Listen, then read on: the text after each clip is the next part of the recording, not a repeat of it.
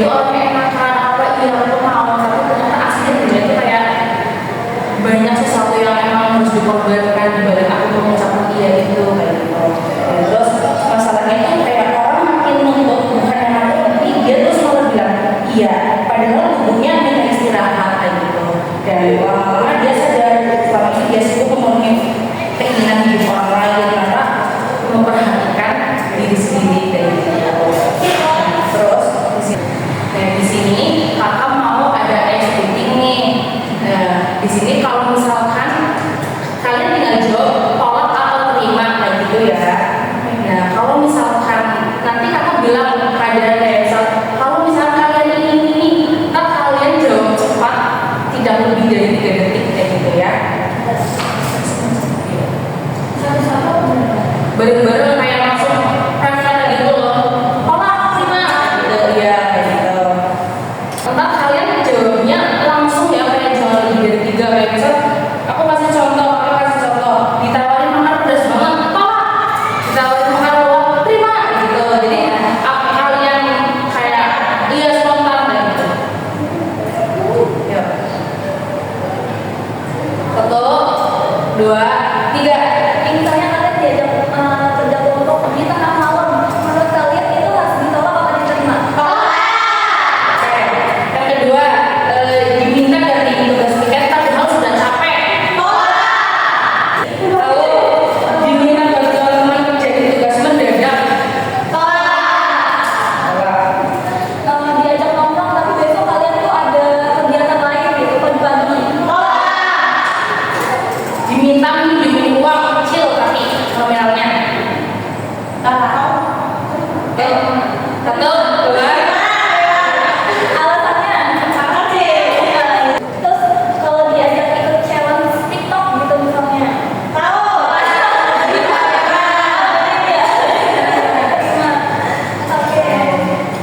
Oke, terima kasih.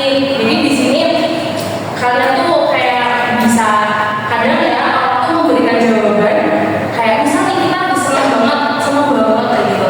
Kadang kita ngomong iya tapi kita sadar ternyata dosennya mau ngelakuin tuh kayak rasanya malah aduh tahu gitu kemarin aku mau ngomong iya ya gitu ya.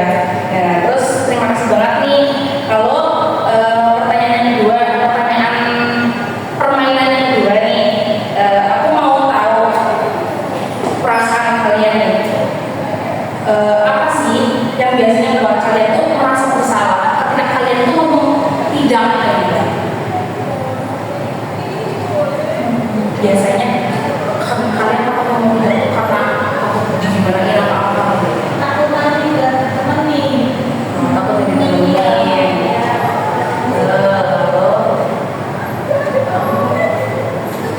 Intinya kayak takut gak diterima kayak gitu kan. Oke, terima kasih valid banget dengan pembahasan kita di siang hari ini. Sini kita akan berbicara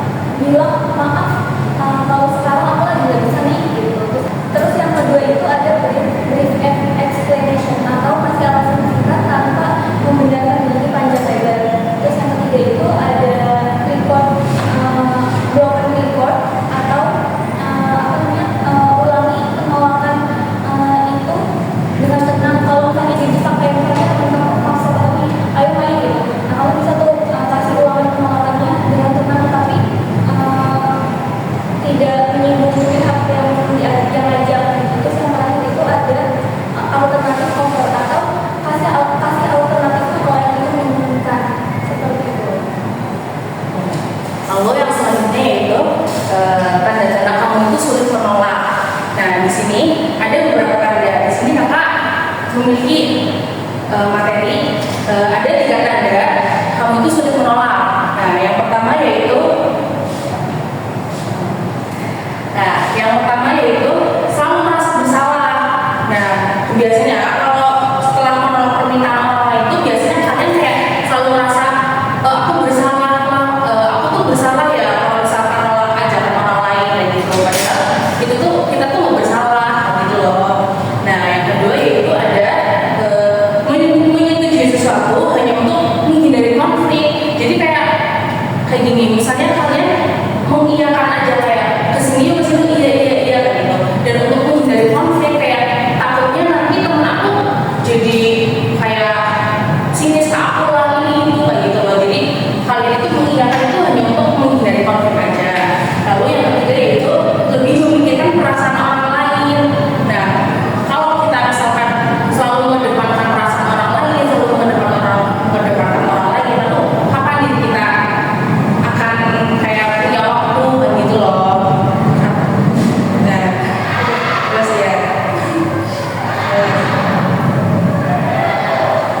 di sini ya, apa sih akibatnya kalau misalnya kita tuh sering ngomong iya terus kayak gitu tanpa memikirkan hal-hal yang belakang, memikirkan diri kita sendiri.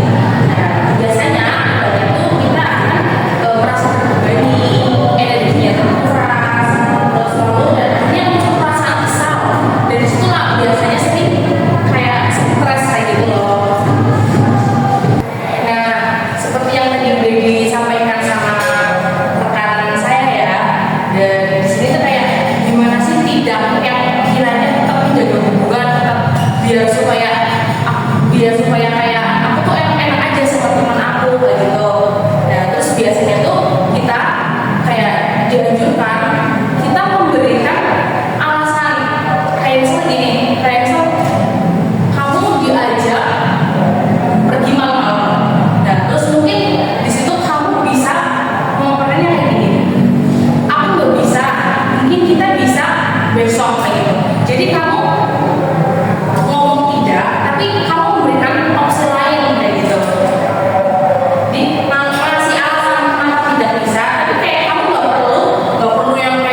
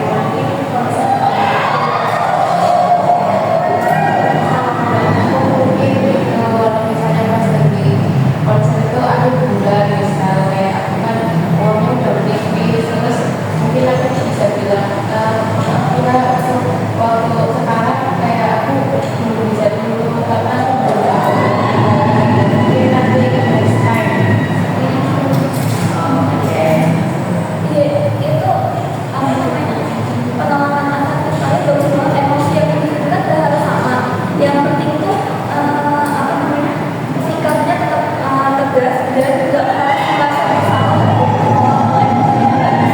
diajak.